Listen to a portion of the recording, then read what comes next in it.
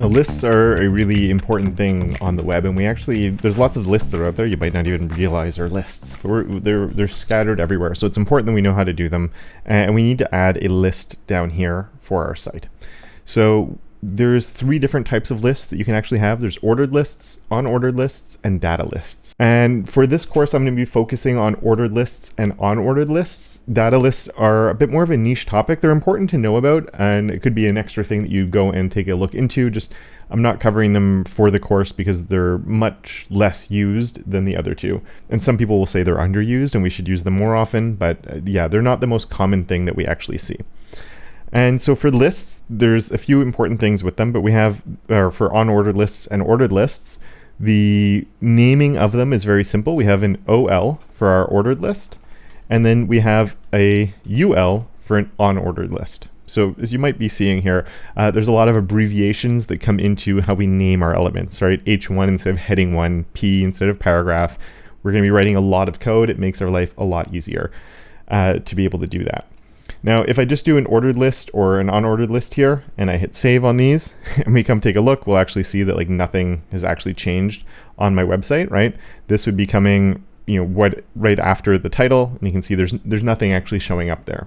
Let's just come in here and I'm going to say list item 1, and then we'll do a list item 2, and we're going to do a list item 3, and I'm going to hit save.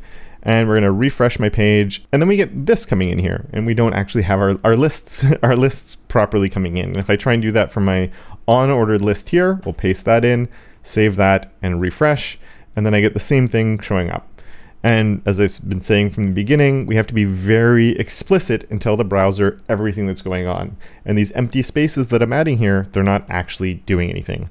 It knows we have a list, but it doesn't know what the content inside of the list is.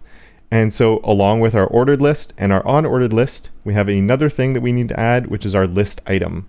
So I'm going to add the LI there, and because it's VS Code, it closed it for me. And another little tip with VS Code is you can actually select something and then drag it over and drop it on the other end. And just to speed my life up, I'm going to paste that in there, and we can drag those ones over and drag that one there. And I'm going to hit save.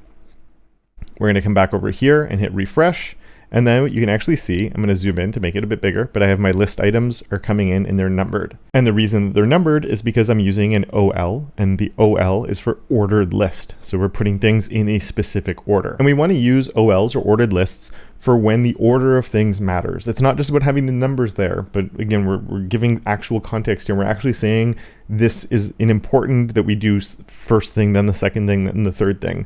And the example I like to give for this is a recipe where you have the different steps that you have to follow to go through a recipe, and the order of those steps is important. You wouldn't want to do the third thing if you haven't done the first thing, probably not going to work, right? So yeah, we use ordered lists when the order is important, and then we use unordered lists for when it's not important.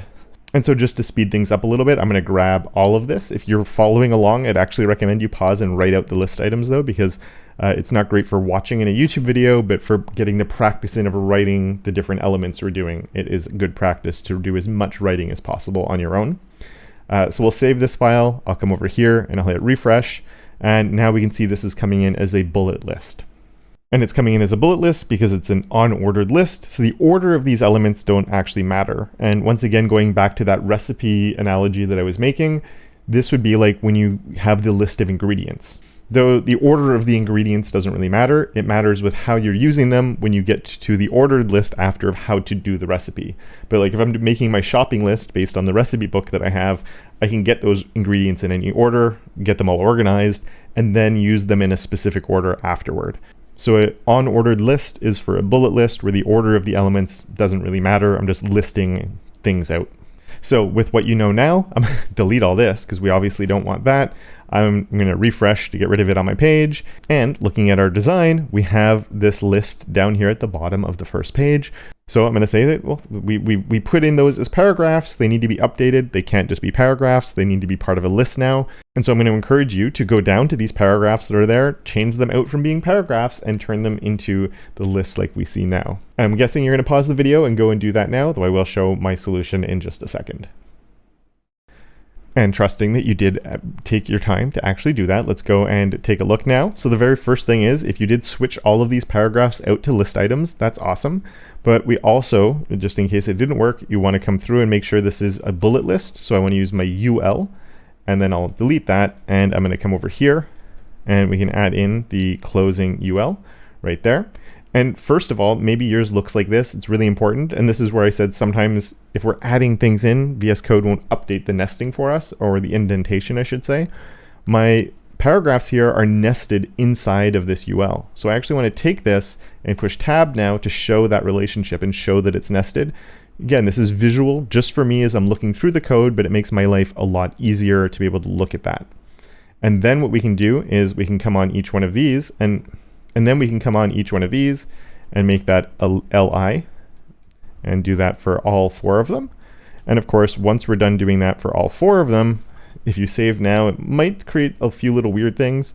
So we do want to make sure we come over here and close each one of those list items as well. We can close that, close this one, and then close that one right there. And then hit save, refresh over here, and now we have the full list coming in down at the bottom. Awesome.